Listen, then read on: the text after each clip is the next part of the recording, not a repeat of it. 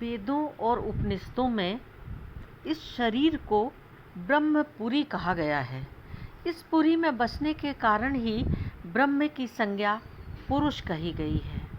ऊर्ध्वनु सृष्टा त्रियंग सृष्टा सर्वा दिशा पुरुष आ बभूवा पुरम यो ब्रह्मणो वेद यस्या पुरुष उच्यते। अथर्ववेद। ऊपर और नीचे त्रिपाद और एक पाद में अमृत एवं मर्त में सब जगह पुरुष की ही सृष्टि है। इस संपूर्ण जगत में सब दिशाओं में पुरुष ही परिव्याप्त है। जो उस ब्रह्म को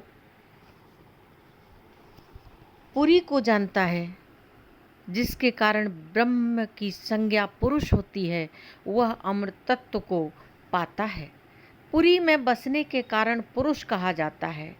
पुरी शयात पुरुषा, यह निरुक्ति भी ब्राह्मणों में दी गई है। यह समस्त विश्व या अनंत ब्रह्मांड उस ब्रह्म की ही रचना है। विश्व क्षर ब्रह्म है, पुरुष अक्षर ब्रह्म है। अक्षर ब्रह्म से क्षर ब्रह्म की उत्पत्ति है। इन लोकों को रचकर वह स्वयं इनमें प्रविष्ट हो रहा है। ब्रह्म से व्यतिरिक्त कुछ भी नहीं है। पुरुष एवेदम सर्वे यत् भूतम यच्च भाव्यम। उस पुरुष के दो भाग हैं, अमृत भाग और अन्य भाग। अमृत भाग अक्षर कहलाता है, अविनाशी नित्य कहलाता है, और अन्य क्षर कहा जाता है। वह नश्वर अनित्य परिवर्तनशील है। जितनी सृष्टि या जितने ब्रह्मांड निकाय हैं, सब अन्य भाग हैं।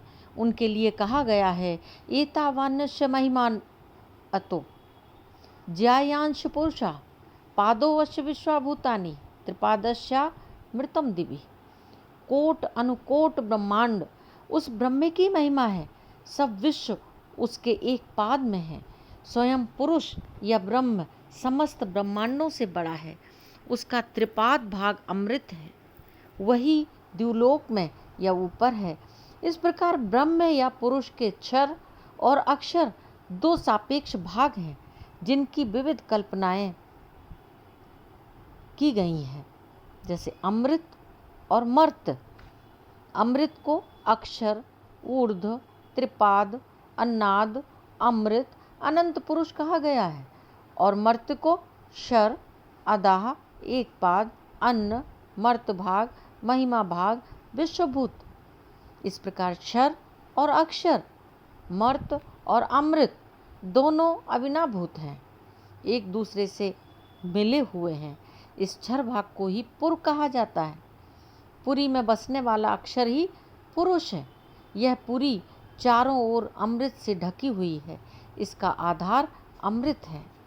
यो वै ताम ब्रह्मणो वेदामृतेनावृताम पुरम तस्मै ब्रह्मचा ब्राह्माश्च चक्षु प्राणम प्रजाम ददुः न वै तम चक्षु जहाति न प्राणो जर्षा पुरा पुरम यो ब्रह्मणो वेद यस्या पुरुष उच्यते। सर्वत्र अमृत से परिपूर्ण इस ब्रह्मपुरी को ब्रह्मज्ञानी लोग जानते हैं। आत्मज्ञानी महात्मा लोग ब्रह्मवेत्ता होते हैं। उन्हीं को क्षेत्रज्ञ कहा जाता है। वे शरीर रूपी क्षेत्र को और इसके भीतर रहने वाले क्षेत्रज्ञ पुरुष को समाधि के द्वारा अनुभव में लाते हैं।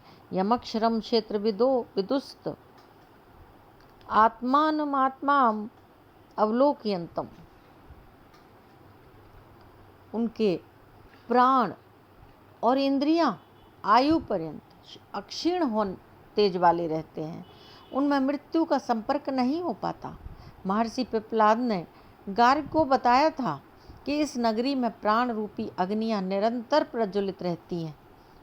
प्राणाग्न्या एवेत अस्मिन् पुरे जागृति।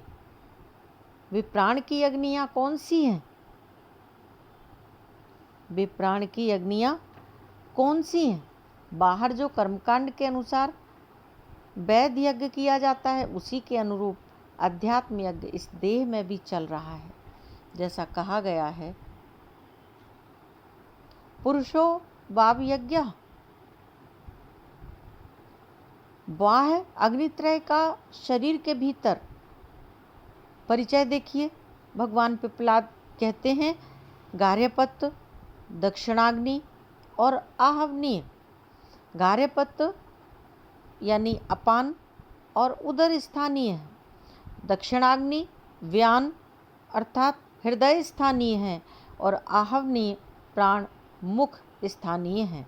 कठोपनिषद में इस शरीर को 11 दरवाजों वाला पुर कहा गया है। पुरमेकादश द्वारम अजस्या वक्रचेतसा अनुष्ठाय न सोचती विमुक्तस्य विमुच्यते। अज पुरुष की यह 11 द्वारों वाली पुरी है। अवक्र चित्त से जो इसमें निवास करता है वह शोक को प्राप्त नहीं होता, शरीर के छूटने पर मुक्त हो जाता है। यही वह अमृत पुरुष है। चित्त एक कांच के तुल्य है।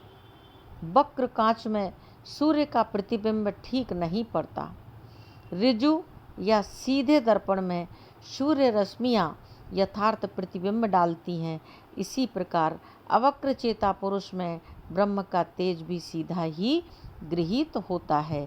इसी कारण उस पुरी में ब्रह्म प्रकाश जगमगाता रहता है। ऋषियों ने अध्यात्म ज्ञान की आनंदमयी दशा में ब्रह्मवेत्ता और ब्रह्मपुरी के विलक्षण संबंधों का गान किया है। नित्य अमृत संदेश को मुमुक्षु जन जानते और सुनते हैं। जो महात्मा इस ब्रह्मपुरी में रस से तृप्त होकर बसते हैं उन्हीं को शांति और आनंद मिलता है। वह आत्म तत्व स्वयं रस रूप है। अकामो धीरो अमृता स्वयंभू रसेन तृप्तो न कुतश्चनो न तमेव विद्वान न विभाय मृत्योर आत्मानम धीरम अजरम इवानम।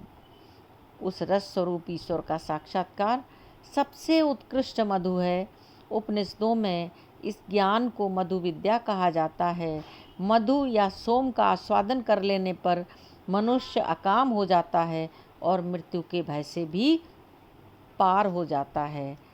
ये हम सबको जो ब्रह्मपुरी मिली हुई है हम इसको जानें। ओम शिव।